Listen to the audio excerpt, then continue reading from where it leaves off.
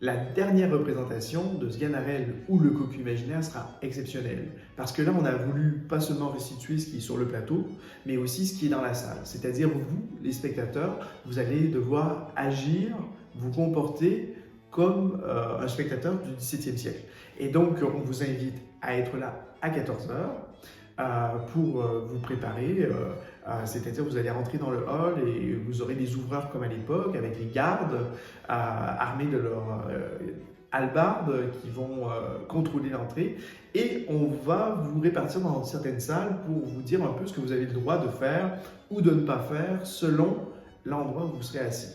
Parce que les spectateurs n'étaient pas les mêmes selon les lieux. Donc il y aura des spectateurs qui seront sur scène. Et là, on va choisir que les gens qui auront les plus beaux costumes pour aller sur ces places. Et donc, vous serez à côté à côté des acteurs. Et même, ils joueront devant vous, à côté de vous, comme c'était le cas à l'époque. Et parfois, il y avait même des interactions et même on pouvait répondre aux comédiens qui étaient sur scène.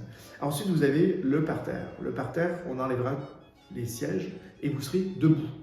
Donc c'est la petite section là, qui est devant le plateau, et donc vous aurez, comme dans un concert rock, à vous tenir debout pendant, là pour le coup, simplement 1 heure, et donc et vous avez le droit de faire des choses que les autres n'ont pas le droit, invectiver, en tout cas, que les autres ont le droit, mais moins que vous peut-être, invectiver les musiciens, les comédiens depuis la scène, être bruyant, parler pendant la représentation, donc tout ça vous sera permis.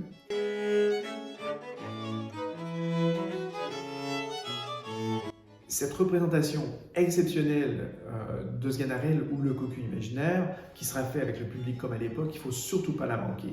Aucun théâtre ne présente ça, et nous-mêmes, c'est la première fois qu'on étend notre constitution jusqu'au public. Donc, et c'est pas dit que d'autres théâtres accepteront de refaire cette expérience-là. Donc c'est l'audace de la direction de Montansier qui permet justement d'essayer une représentation qui sort de nos conventions. Donc venez pas avec l'attente d'être assis confortablement et écouter une pièce dans le silence. Hein. Ça sera bruyant, vous pouvez suivre la pièce quand même, parce qu'à l'époque ils suivaient bien la pièce, ils venaient voir des spectacles, hein, mais avec beaucoup de déplacements, beaucoup de réactions et beaucoup de surprises.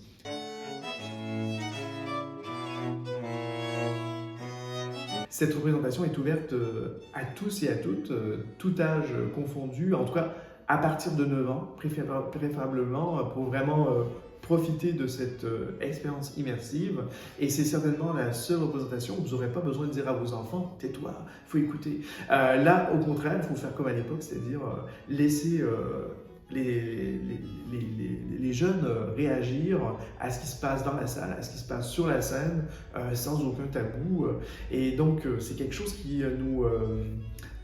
rend extrêmement vivant et dynamique la relation déjà entre les spectateurs et les comédiens.